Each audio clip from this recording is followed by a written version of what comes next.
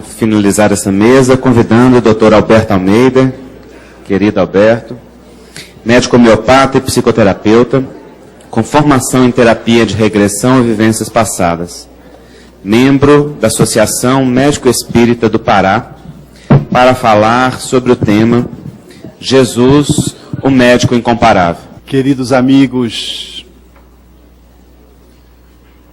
agora me ocorreu a fala de Jorge Andréa nesse momento, quando ele dizia que depois do repasto vem o cafezinho.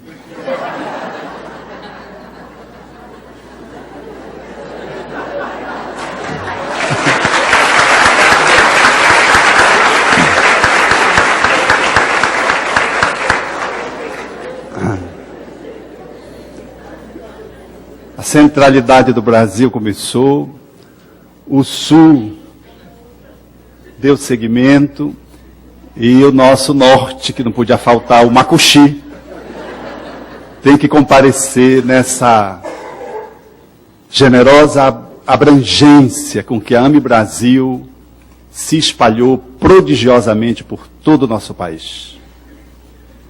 Nós nos sentimos honrados de participarmos desta grande teia de amorosidade,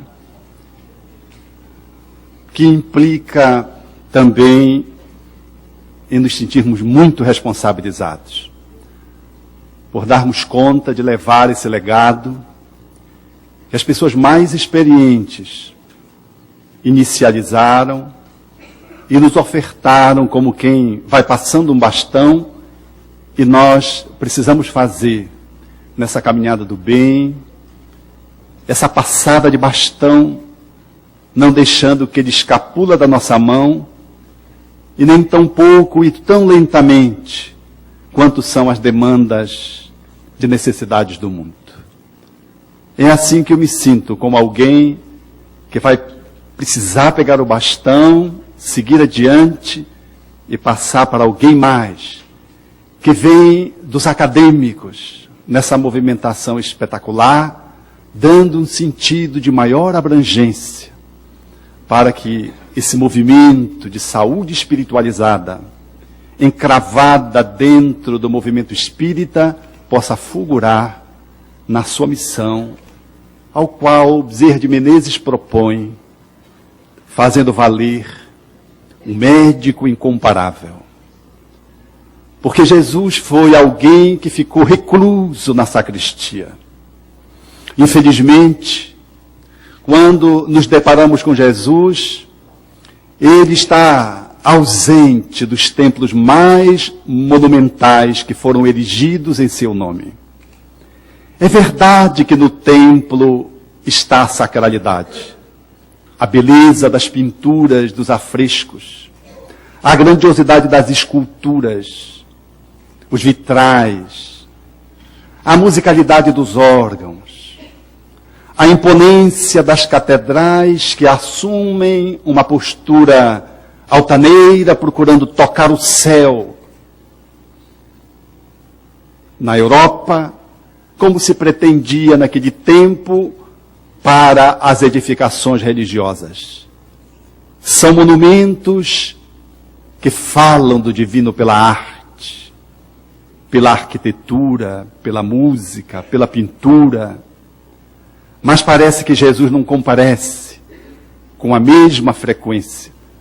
Parece que ele está mais nas escadarias, aguardando a possibilidade de entrar. Era necessário revivecê-lo. Era necessário dar acesso às catedrais, mas era necessário abrir os portais para que todos pudéssemos comungar com ele nos espaços aonde ele caminhasse, aonde ele se colocasse. Até porque quando esteve conosco, não teve onde repousar a cabeça. As feras têm seus covis, os pássaros têm seus ninhos, mas o Filho do Homem não tem aonde repousar a cabeça. Os séculos foram correndo céleres, e a humanidade ficou ressequida da presença de Jesus.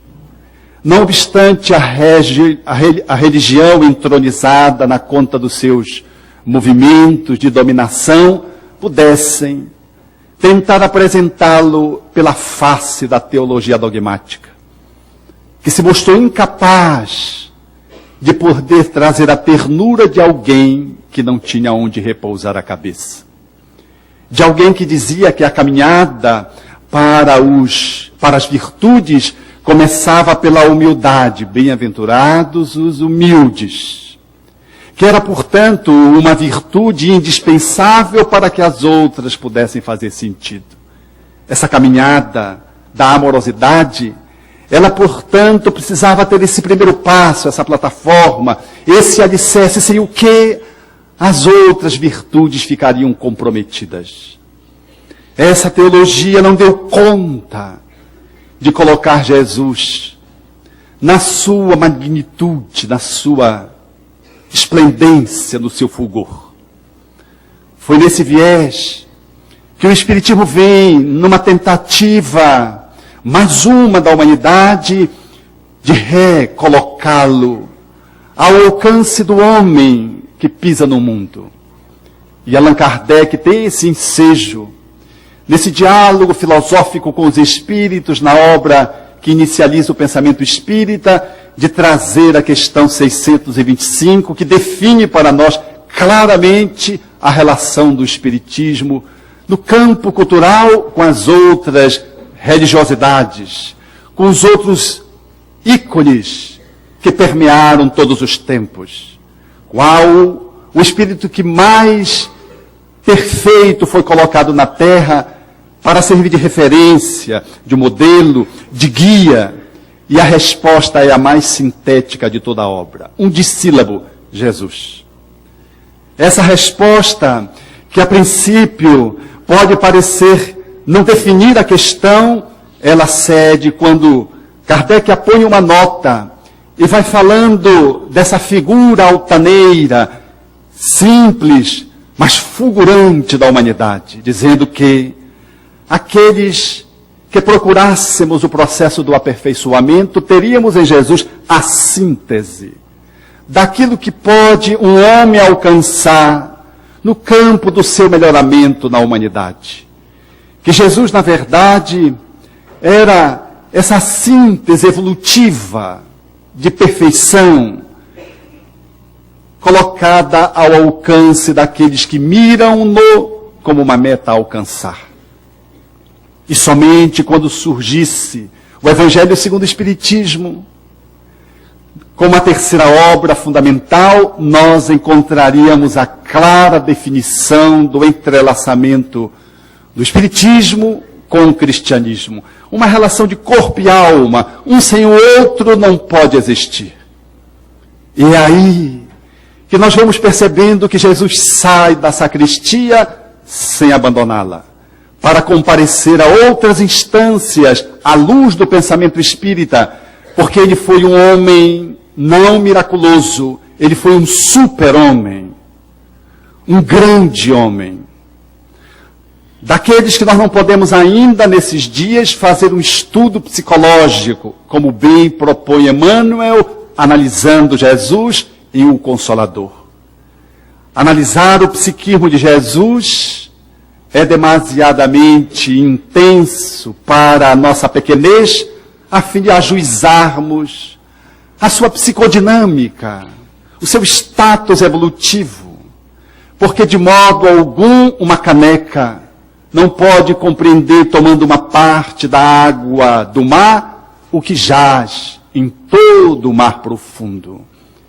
É impossível na cabeça de alguém que habita um planeta como o nosso caber a exuberância de Jesus. Mas com o Espiritismo, nós pelo menos conseguimos nos ver livres das amarras aprisionantes que reduziram Jesus a uma personalidade religiosa, mística, que ficou perdido no meio dos dogmas, dos rituais, e se esqueceu aquilo que era fundamental, que era a sua proposta vivencial, que Allan Kardec definiria muito bem na introdução do Evangelho segundo o Espiritismo, dizendo que essa seria a ocupação dos espíritas, a moral, porque esse era o foco do Espiritismo. Era das 5 partes que podemos desenvolver, desdobrar os ensinos de Jesus, ao lado daquilo que representa os seus atos comuns, os pontos que foram tomados para compor os dogmas, aquilo que foi considerado como os milagres, de todos esses componentes, o quinto, e apenas o quinto nos interessaria, porque esse seria o objeto da ciência espírita, a moral. Mas é impossível falar da moral nessa abrangência que Allan Kardec conseguiu posicionar em O Livro dos Espíritos, que trata das leis que regem as relações entre os espíritos reencarnados, que permeia-se junto com as leis que regem a matéria, e de que o espírito, aquele que é o mais puro, ele é capaz de poder reger a matéria, porque a matéria ele se submete à vontade. E assim está Jesus, colocado no seu tempo.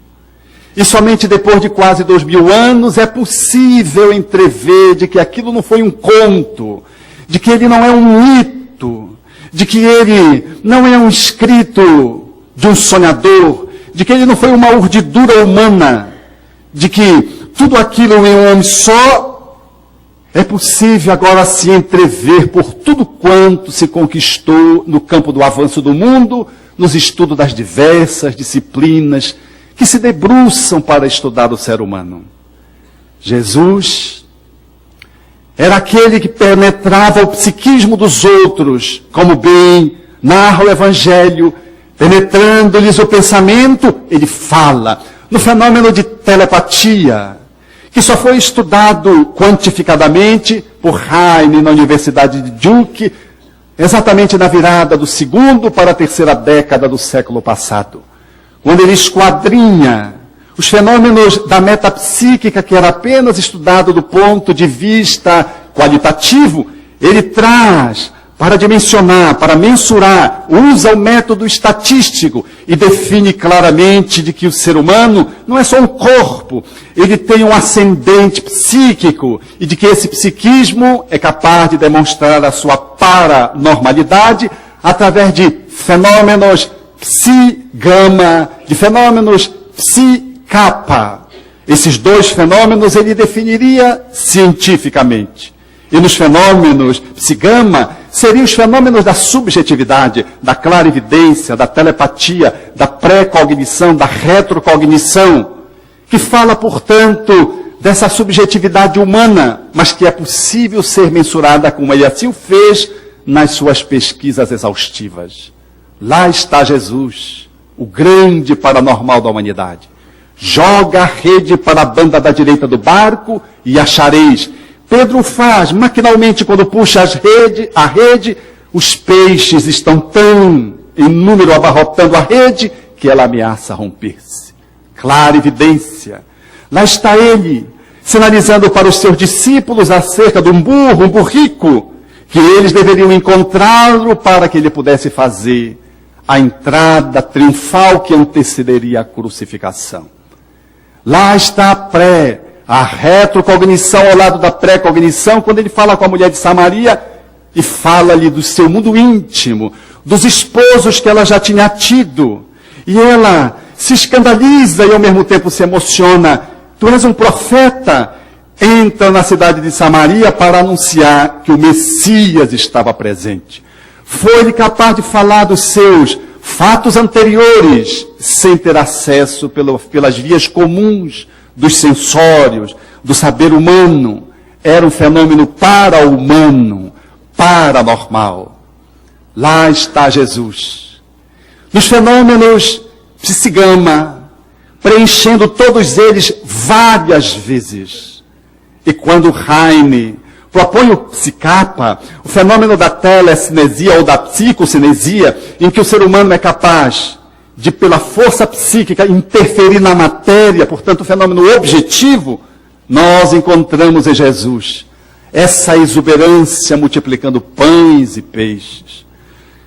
andando sobre as águas no fenômeno de levitação, desaparecendo no templo à vista de todos.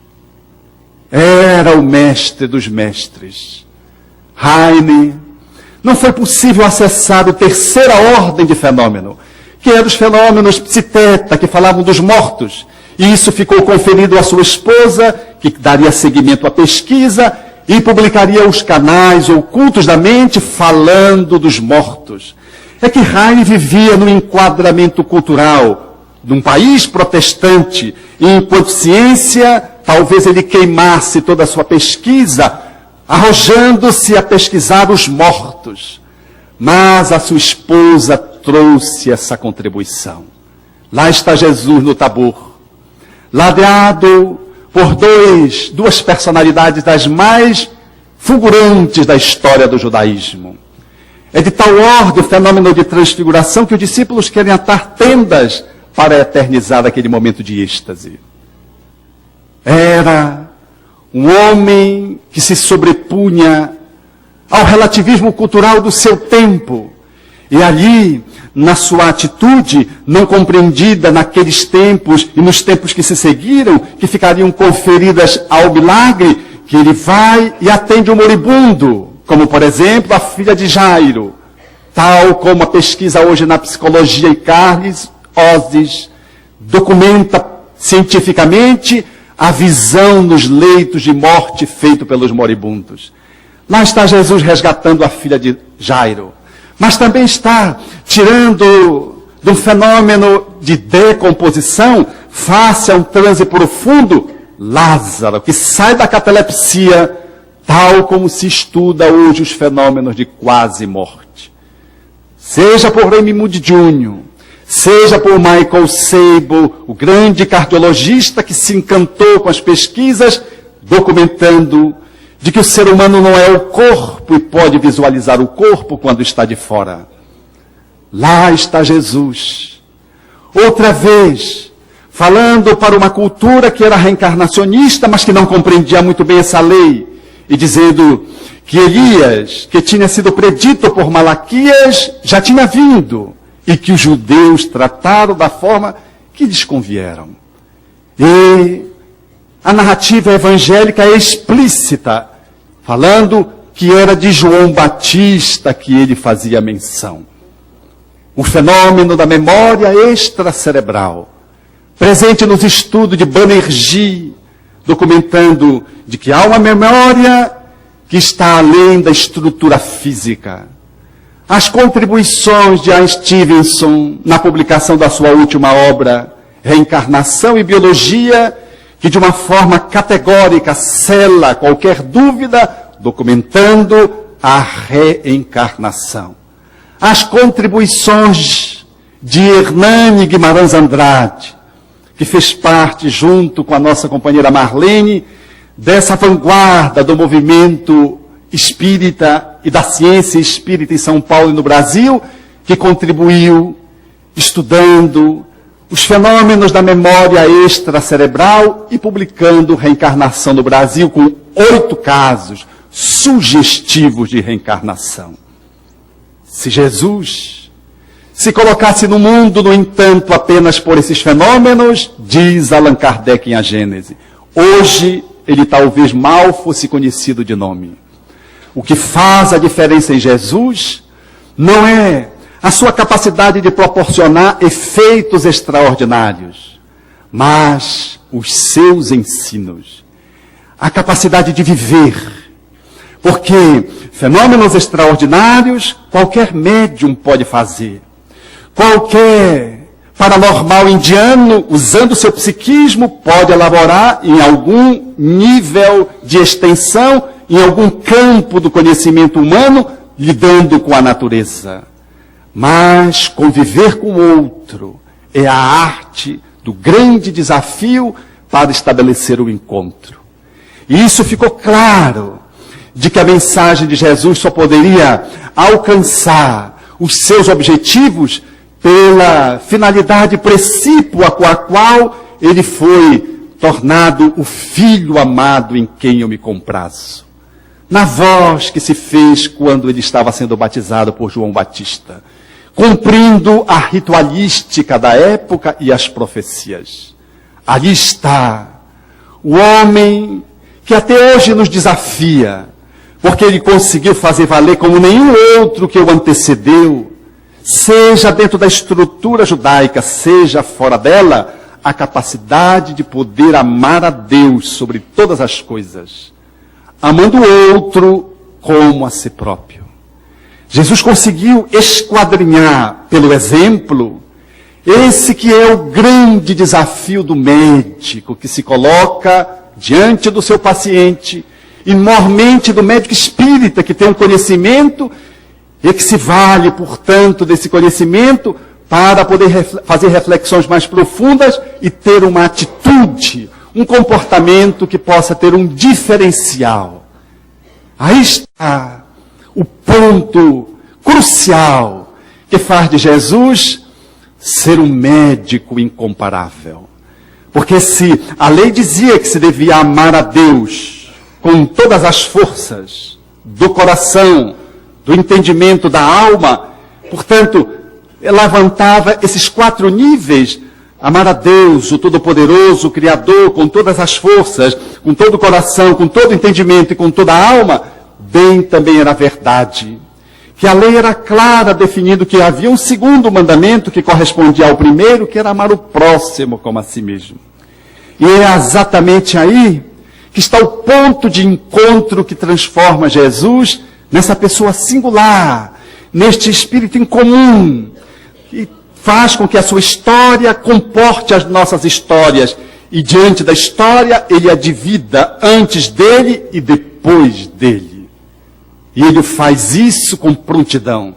Porque quando a mulher sofre de hemorragia, por exemplo, depois de 12 anos, e que tem a impressão que se puder tocar-lhes apenas a túnica, ela fica curada, e ele apenas passando, sem estar orientando a sua energia para ninguém especificamente, tampouco para ela, ele sente que de si saiu poder, virtude, conforme a tradução.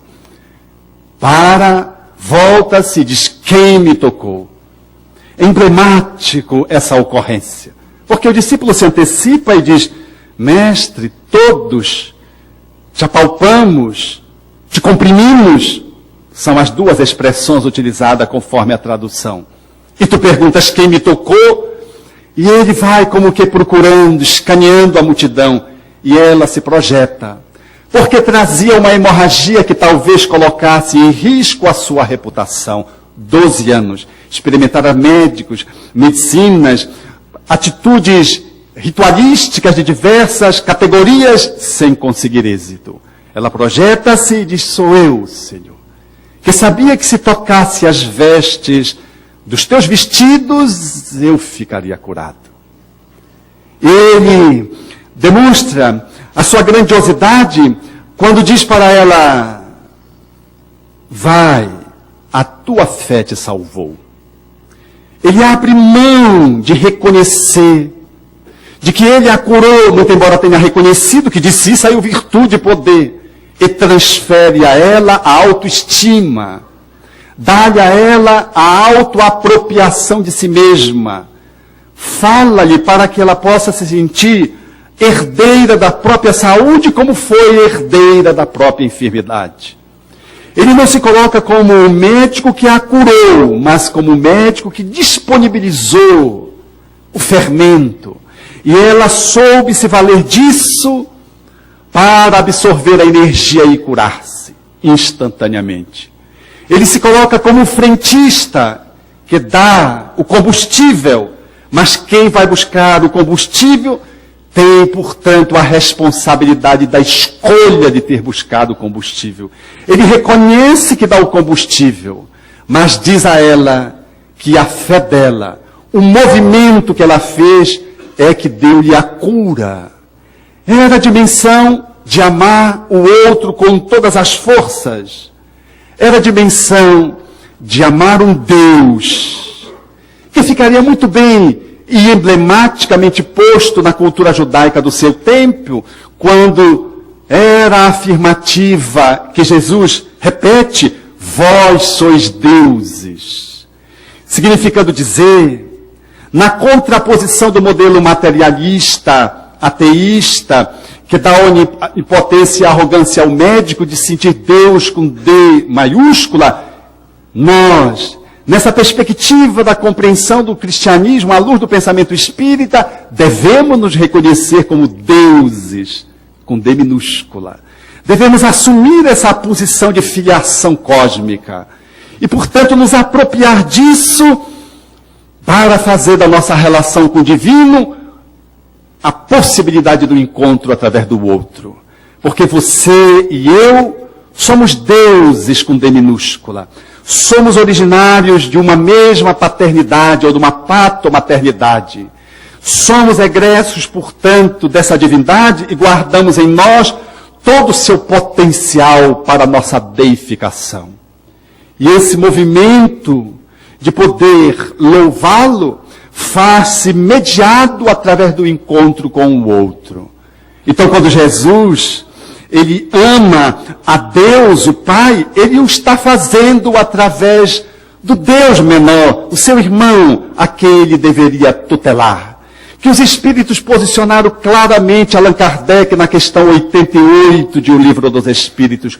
Quando o codificador pergunta sobre o Espírito, e os Espíritos dizem, é um clarão, é uma centelha etérea, somos luzes, num movimento de projeto que vai se expandindo gradualmente.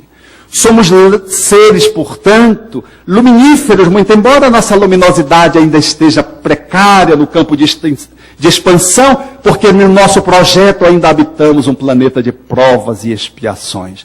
Mas estamos nesse rumo cósmico, orientado por esta estrela de primeira grandeza, que é a figura excelsa deste homem incomparável, mais do que um médico, de que um terapeuta, de que um filósofo, de que um artista, um ser que esplende para todos nós, como se fosse um pai maternal, que nos remete ao Criador, ao ponto da humanidade confundi-lo com Deus, de tão grande que ele foi, não obstante ele estivesse abdicado dessa categoria, admitindo que ele tinha sido enviado pelo Pai.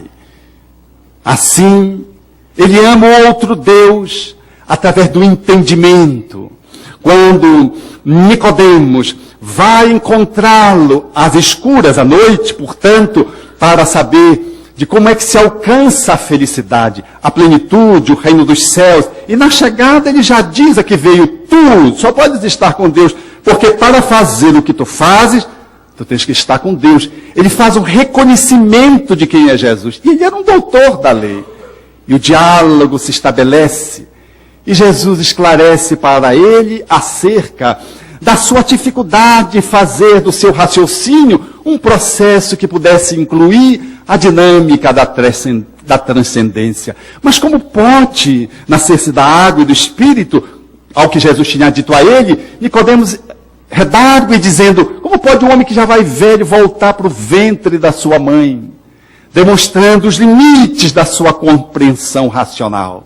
Era a crise existencial. Esse médico incomparável, atendendo um doutor da lei, tinha esse olhar de amar o outro, alcançando-lhe o psiquismo, a mente, a sua estrutura lógico-racional. Mas, em outro momento, ele o faz amando o Deus com D minúscula, com todo o coração. É quando a mulher é surpreendida em adultério e é levada para que ele pudesse sentenciá-la. Aliás, era uma armadilha para engodá-lo, porque se ele a sentenciasse, a sua doutrina de perdão era uma quimera. E se ele dissesse que não, aqueles que urdiam fazer esse desencontro colocariam ele contra Moisés. E ele se sai espetacularmente, usando a maiêutica socrática, e faz um grande parto em praça pública, como um grande médico que era, devolvendo a pergunta através de uma contra-pergunta. Aquele que estivesse em pecado, que seja o primeiro a tirar a pedra, já que o apedrejamento, era a sentença proposta para mulheres e homens que fossem encontrados cometendo adultério na entrada da cidade para que servisse de exemplo. Essa era a penalidade. Todos vão embora, e apenas fica aquela mulher. E quando ele se levanta, ele diz: aonde estão aqueles que te condenaram? E ela diz: foram todos embora, Senhor. E quando, petrificada na culpa, no remorso, ela espera que ele possa apedrejá-la, ele não lapida o corpo, ele faz o processo da lapidação da alma. Como quem vai lapidando um diamante. Ele não condena, não sentencia, tampouco julga, e diz: eu também não te condeno. Vai e faz de um outro jeito. Não tornes a errar. Não tornes a pecar. Palavra em grego, amartia, que significa alvo. Não tornes a errar o alvo. Esse jeito de querer te encontrar não é o melhor jeito, ele gera sofrimento na nossa linguagem. Vai, sai desse estado da culpa que nos imobiliza.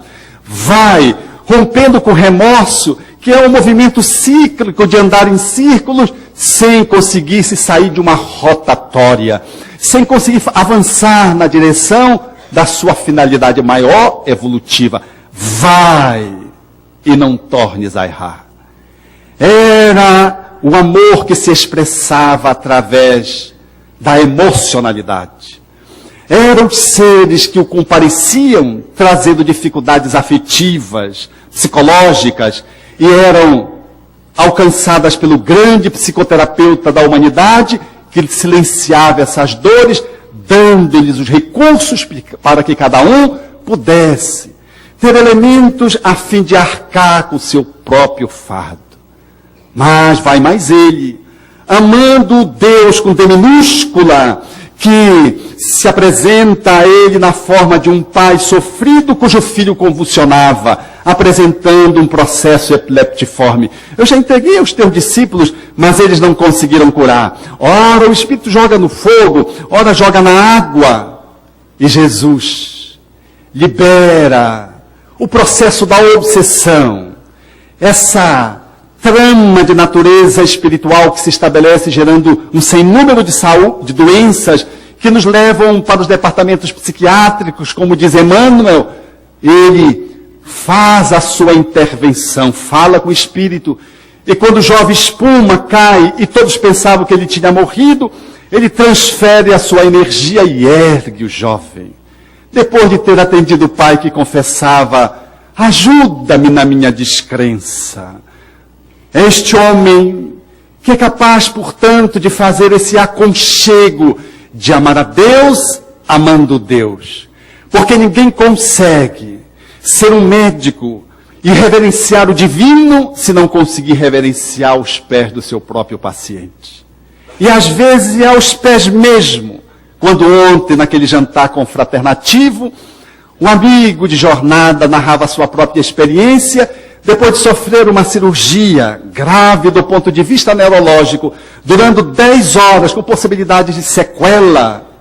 E o médico que não deixou que ninguém outro pudesse substituí-lo, ou acompanhá-lo em 10 horas sobre um banco, porque ele era baixo, fazendo uma cirurgia cauterizante do meningioma, depois desse fenômeno todo duro, essa grande batalha a se estabelecer, sem se afastar do seu paciente, quando o paciente, esse nosso amigo, que faz parte dessa grande família da AME Brasil, foi voltar à sua lucidez, e ele na expectativa para ver as sequelas, quando ele fez os movimentos dos membros, o médico prostrou-se, jogou-se nas pernas e começou a chorar. E disse: você é grande. Disse para o paciente. E o paciente devolveu a ele a condecoração que ele tentava lhe transferir. O neurocirurgião abraçado nas pernas de um paciente dentro de uma UTI, chorando, porque conseguiu evitar, nesse processo de mediação da saúde, que aquele karma pudesse se estabelecer sem sequelas graves neurológicas. Esse ato de poder amar a Deus, nessa relação esquizofrênica que o Décio muito bem estabeleceu, de ser espírita aqui e médico ali, como se fôssemos duas pessoas diferentes, não combina com a proposta do psicoterapeuta Jesus e do médico inigualável, que amava a Deus através do outro, com todo o coração, com toda a sua alma, com todo o seu entendimento e com toda a sua força. Esse talvez seja o grande desafio. Porque esse processo de amor que vai na direção do outro, ele é apenas um reflexo daquele que se encontrou a si mesmo.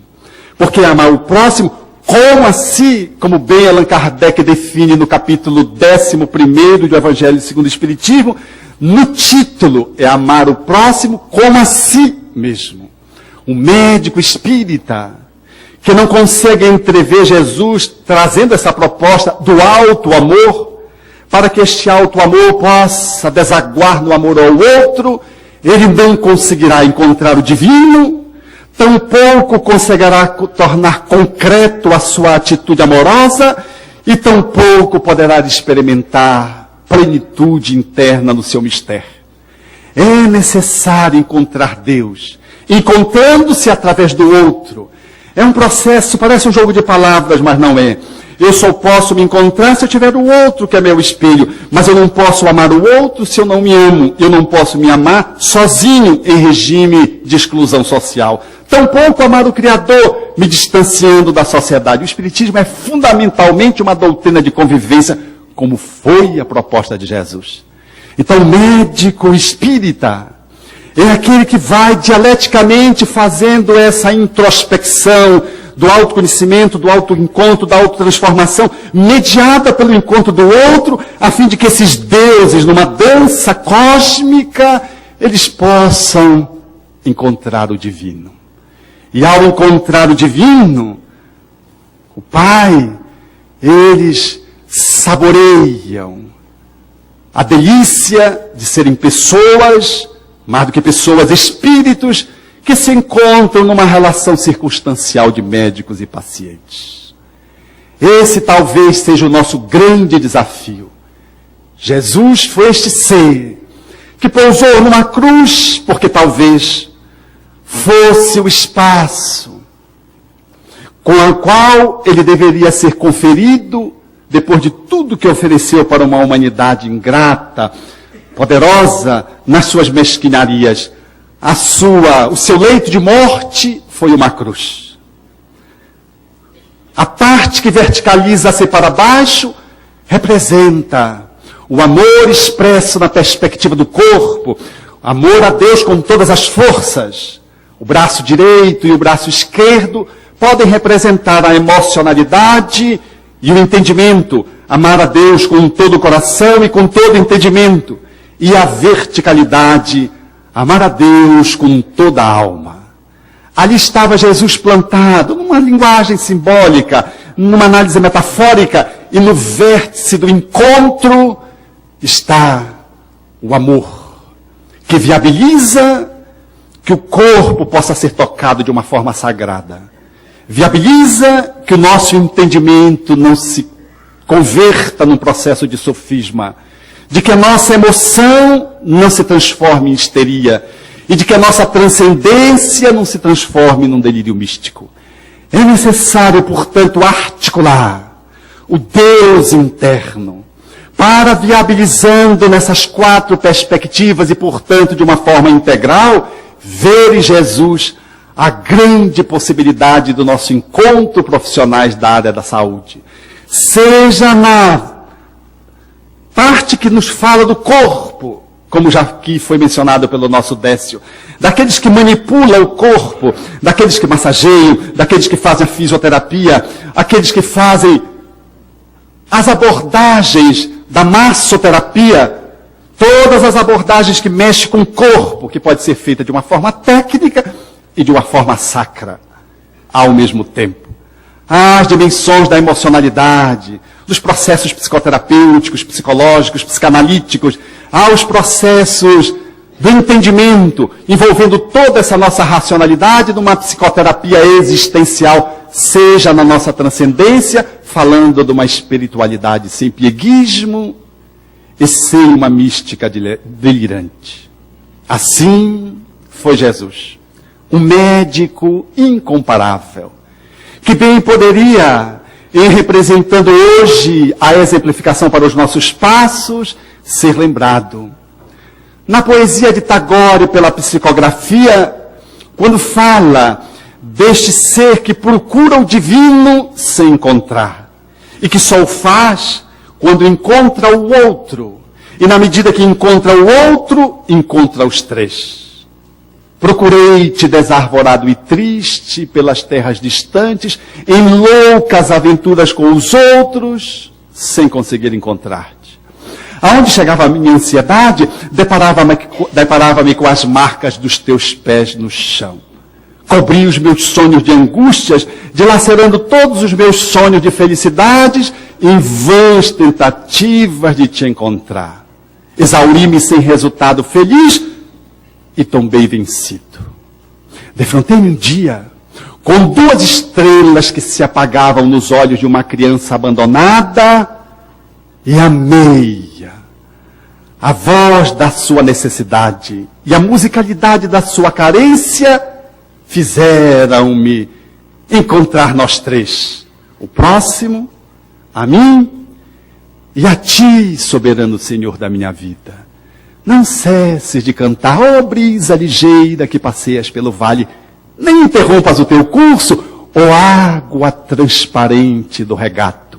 Toda a musicalidade que embala a natureza faz-se partitura para que o cantor destrave a voz da sua garganta e inunde o mundo de harmonias. Obrigado.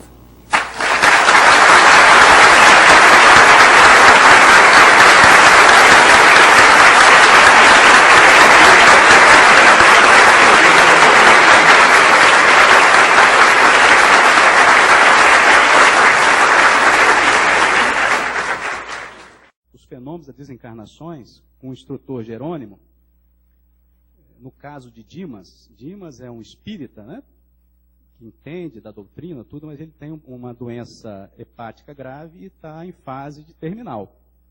Está em casa, né, assistido pela família, e um médico também vai visitá-lo. E a família, apesar de espírita, não foi preparada para a morte. Então eles ficam muito apegados a Dimas, não querendo que ele morra. Então criam aquelas energias, né, que seguram, que interferem na desencarnação de Dimas. Isso a espiritualidade descreve. Então eles vão descrevendo, né, a desencarnação de Dimas. Como é o processo? Porque tem toda a espiritualidade envolvida no nosso desencarne. Então eles falam, começam no plexo solar, o desencarne, e vão descrevendo. Só que aquelas energias da família seguram, interferem no mecanismo energético da desencarnação. E o que a espiritualidade faz? Através de passes energéticos, ela vitaliza, né, o corpo vital de Dimas, seu perispírito, e dá uma melhora física também aparente. Dimas acorda à noite, falando que está melhor, e a família fica mais tranquila, eles dispensam o médico e vão dormir. No momento que eles vão dormir, a espiritualidade acaba a sua atuação. Então você veja que a própria espiritualidade, ela está numa coisa natural, desenvolvendo o desencarne. E muitas vezes com nossas energias, com nossas atitudes, a gente pode estar impedindo esse processo.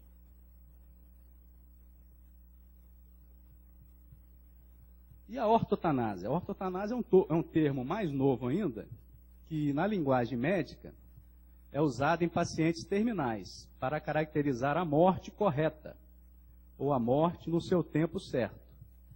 Significa a humanização da morte, sem abreviá-la e nem prolongá-la desproporcionalmente. Os médicos defensores desta prática concordam que o paciente ele tem direito de morrer em casa, ao lado da família. Então é você não ser muito intervencionista no indivíduo que está na evolução natural do seu morrer. É você oferecer o cuidado, principalmente, né? Orientar a família sobre isso e falar mesmo sobre a morte, porque a morte, a gente não é uma inimiga. Tá?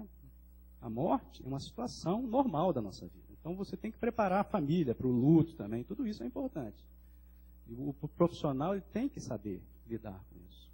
E não, muitas vezes, você usar de métodos agressivos, tá, agredindo o corpo espiritual e físico daquele paciente.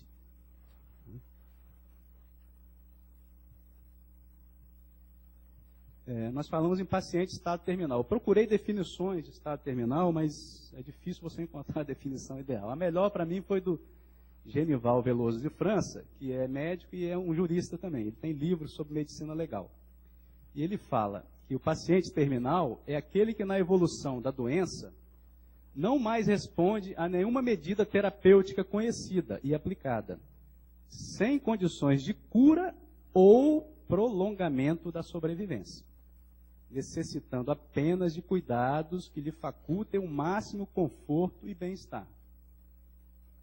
Então, olha só, não é só ter uma doença crônica e incurável, é estar no processo do morrer. Quer dizer, as medidas que você vai fazer, você não vai prolongar a sobrevivência do paciente. Você pode até prolongar por minutos, horas, até alguns dias, mas você pode fazer isso agressivamente, talvez com sofrimento para aquele ser.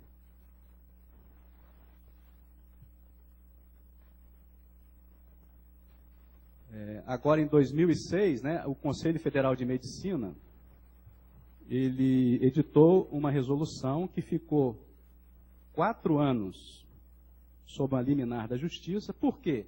A Justiça, ela entende a ortotanásia como eutanásia passiva, ou entendia. Mas agora ela já está aproximando os conceitos da medicina. Então, a ortotanásia também agora passou a ser um termo aceito pela Justiça, como morte natural. Então, a resolução ela foi liberada e foi editada em 2010. Então, permitindo que a ortotanásia, tá? Então, o médico ele pode, e o texto ficou muito legal, tá? Eu vou ler aqui para vocês, né? Artigo 1º. É permitido ao médico limitar ou suspender procedimentos e tratamentos que prolonguem a vida do doente em fase terminal, de enfermidade grave e incurável, respeitada a vontade da pessoa ou de seu representante legal. E no artigo 2º, ele fala: o doente continuará a receber todos os cuidados necessários para aliviar os sintomas que levam ao sofrimento, assegurada a assistência integral, o conforto físico, psíquico, social e espiritual, inclusive assegurando-lhe o direito da alta hospitalar, de morrer em casa. E aí entra a medicina paliativa, a medicina dos cuidados, que trata desses pacientes também em fase terminal, oferecendo todo o cuidado que aquele ser necessita. E realmente é a verdadeira medicina holística, a medicina da alma, que é feita pela medicina paliativa. E que a gente tem que usar mais isso. Tá? A gente tem que usar mais a medicina paliativa, se aprofundar mais no conhecimento sobre isso. Então, não é uma resolução que vai contra o entendimento espírita, tá? No meu entender. Aqui um exemplo dignificante. O Tony Judd é um historiador americano. Na foto à direita, há 4 anos atrás, totalmente saudável, ele escreveu vários livros, né, sobre história. E aí, do lado esquerdo, a foto dele com seus familiares no ano passado. Ele desenvolveu a esclerose lateral amiotrófica, que é uma doença degenerativa do sistema nervoso central, em que o ser ele começa a perder os movimentos e afeta até a sua respiração, mas mantém a consciência totalmente lúcida. Ele evitava tomar qualquer remédio antidepressivo, só remédio para dor ele admitia, e não admitia a eutanásia. E ele era muito questionado por que ele não recorria à eutanásia. Então ele falava, quando perguntavam a ele sobre a eutanásia: minha vida não precisa de ajuda para me deixar. Então são exemplos dignificantes, né, de pessoas né, muitas vezes que não tem, né, um conhecimento espírita que a gente tem, mas tem uma espiritualidade. Eu fiz uma pesquisa recente com 54 médicos espíritas que responderam ao meu questionário. Mas eu não vou apresentar toda a pesquisa aqui porque não foi a finalidade da minha fala. A finalidade da minha fala foi falar da conceito de eutanásia, né, alguma coisa. Não daria tempo em 25 minutos. Eu coloquei 3 casos para serem debatidos, casos reais e casos que eu, através da minha experiência, eu criei, assim. E foi interessante as respostas dos médicos espíritas, porque é um nicho assim que a gente esperava algumas respostas e a gente teve algumas surpresas. Então eu coloquei só um desses casos para ver como foi a resposta desses nossos colegas, né? Esse não é um caso real, tá? É um caso fictício, mas que a gente vive no dia a dia. Uma paciente com câncer metastático de mama, 63 anos, sem perspectiva de tratamento para a sua doença, considerada paciente terminal. Ela é internada em um hospital com diagnóstico de pneumonia. Quer dizer, ela tem a sua doença, que é o câncer metastático, sem tratamento, está definhando, e tem uma pneumonia. Ela, durante a internação, ela está lúcida, ainda relata para os familiares que não quer ir para a UTI e nem ser entubada e colocada em um aparelho de ventilação, caso venha precisar. Após alguns dias, seu estado clínico piora. A paciente entra em coma, evolui com sinais de sepse, que é uma infecção generalizada, né, e de insuficiência respiratória, indicação de ser entubada e colocada no ventilador mecânico. Tá? E aí? Eu fiz as seguintes perguntas. Então tem a A, B e C. Né? Qual a resposta que você considera correta? Eu vou precisar da ajuda de vocês vão responder também. Tá? Então vamos ler as respostas aqui. A. Acatar a decisão da paciente e não removê-la para a UTI e nem colocá-la em ventilação mecânica, fazendo todo o possível para aliviar o seu sofrimento, mas sabendo que a paciente provavelmente vai evoluir para o óbito. B. Levar a paciente para a UTI, fazer todos os procedimentos necessários, independente da manifestação prévia da paciente, pois trata-se de uma complicação aguda que pode ser revertida com um tratamento adequado. C.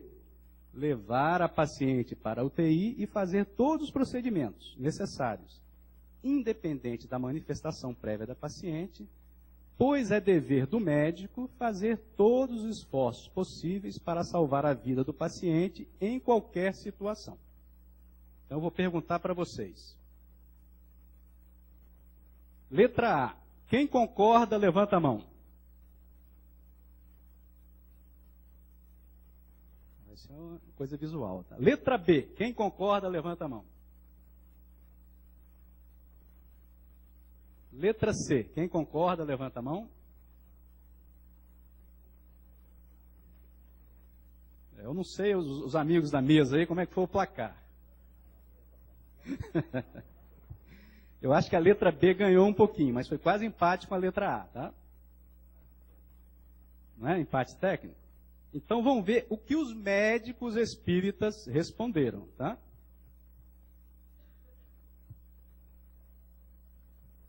24 de 54, quer dizer, 44,4% a letra A, que é de não levar a paciente para CT. Foi a maioria pequena, tá? Foi quase empate técnico mesmo, né? 23, quer dizer, um a menos, que a paciente deveria ser levada para a UTI porque ela tinha uma condição aguda que poderia ser revertida. E apenas 6 que o médico tem que fazer tudo independente da situação. Tá? Interessante, né? Qual seria a minha resposta? Seria a letra B. Porque eu acho que a paciente, ela tem a sua condição, né, de doença, que é doença incurável, mas ela teve um fator agravante, que é uma pneumonia, uma infecção generalizada que pode ser tratada e a pessoa reverter para o quadro inicial e ter ainda mais dias, semanas, meses de vida. Ela estava lúcida quando chegou ao hospital. Mas você vê que a questão gera, né, muita polêmica, muita dúvida, inclusive entre os médicos espíritas. E eu procurei, assim, uma justificativa de cada, né, para cada resposta. Então, acatar a decisão da paciente. Então, o que eles responderam mais ou menos? A paciente não tem plano terapêutico, sabia de sua condição e manifestou para todos. Deve ser respeitada, deixando seguir o curso natural da doença. Quem respondeu letra B, que deve levar para a UTI? A complicação da paciente deve ser um quadro tratável e não a doença terminal. Ela poderia se recuperar do quadro infeccioso e viver, quem sabe, muito tempo. Então, resposta certa, letra B, para mim.